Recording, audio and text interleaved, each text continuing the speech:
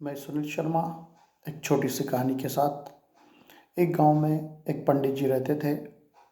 वो अक्सर पास के गांव में कथा करने जाते थे। उन दोनों गांव के बीच में एक नदी पड़ती थी जिसको नाव में बैठ कर के पार करना होता था। एक दिन शाम का वक्त था। आसमान में काले बादल छा रहे थे। पंडित जी को पास के गांव में कथा करने जाना था। वह नाविक के पास जाते हैं और कहते हैं कि मुझे उस गांव में छोड़ दो, मुझे कथा करने जाना है। नाविक कहता है कि 2-4 सवारी और आ जाए तो फिर मैं सबको उस गांव में छोड़ दूंगा। परंतु पंडित जी कहते हैं कि नहीं, मैं लेट हो रहा हूँ तो मुझे छोड़ दो, जितने पैसे बनेंगे मैं तुम्हें देने के लिए तैयार हूँ। वह नाविक पंडित जी को अपने नाव में बिठा लेता है और नाव लेकर के चल पड़ता है। रास्ते में पंडित जी उससे बातें करते जाते हैं। पंडित जी उस नाविक से पूछते हैं कि तुम्हें वेदों का ज्ञान तो होगा। नाविक कहता, पंडित जी मुझे वेदों का ज्ञान नहीं है। पंडित जी फिर कहते हैं कि तुम्हें पुराणों का ज्ञान तो होगा। नाविक कहता, मुझे पुराणों का भी ज्ञान नहीं है। तो रामायण तो तुमने पढ़ी होगी। नाविक फिर मना करता है कि पंडित जी मुझे रामायण का भी ज्ञान नहीं है, मैंने कभी रामायण नहीं पढ़ी है। तो तुम महाभारत के विषय में तो जानते ही होंगे।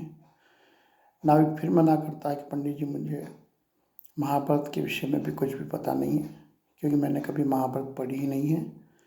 मैं एक अनपढ़ व्यक्ति हूँ। मेरे पिता गरीब थे, वो भी नाव चला करके जो पैसा आता था उससे हमारा परिवार का भरण पोषण करते थे, और गरीबी के कारण मैं भी पढ़ नहीं पाया। मैं अनपढ़ हूँ, इसलिए मुझे इन वेदों, पुराणों का, शास्त्रों का बिल्कुल ज्ञान नहीं है। धीरे धीरे नाव उस गांव की तरफ बढ़ रही थी। किनारे से थोड़े दूर रहे होंगे कि आसमान में काले बादल छा रहे थे। धीरे धीरे पानी बरसना प्रारंभ हो गया। उस नाव में पानी जमा होना शुरू हो गया। पंडित जी घबराने लगे। नाव डगमगाने लगी। पंडित जी ने कहा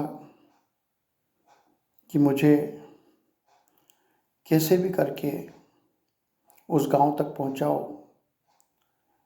नाविक ने कहा कि पंडित जी आपको तैरना तो आता होगा। पंडित जी ने कहा कि मुझे तैरना नहीं आता, मैं डूब जाऊंगा, मर जाऊंगा, मुझे कैसे भी करके तुम उस गांव तक पहुंचाओ। थोड़ी देर बाद पानी भरने से नाव पलट गई और दोनों नदी में गिर गए।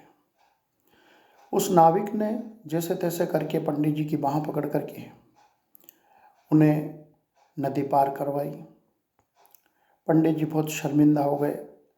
वो बार बार उस नाविक को हाथ जोड़ करके विनती करके उससे कह रहे थे कि मुझे माफ़ कर दो, मैंने तुम्हें महामूर्ख कहा है, मैंने तुम्हारा अपमान किया है, मुझे शास्त्र का अभिमान था, इसलिए मैं बार बार तुम्हें अपमानित कर रहा था। उस नाविक ने कहा कि पंडित जी, जीवन में शास्त्रों के ज्ञान के साथ साथ रोज़मर्रा की ज़िंदगी में आने वाले कामों को भी सीखना चाहिए। केवल शास्त्र से ही जीवन नहीं चलता है। पंडित जी बहुत शर्मिंदा हुए। उन्होंने उस नाविक से माफ़ी मांगी। साथियों, इस कहानी से हमें यह शिक्षा मिलती है कि कभी भी किसी गरीब व्यक्ति का मजाक नहीं उड़ाना चाहिए, किसी भी अनपढ़ व्यक्ति का मजाक नहीं उड़ाना चाहिए। यदि आपको मेरी कहानी अच्छी लगी हो तो इसे लाइक और शेयर अवश्य करें, और मेरे चैनल को सब्सक्राइब करना ना भूलें। जय हिंद।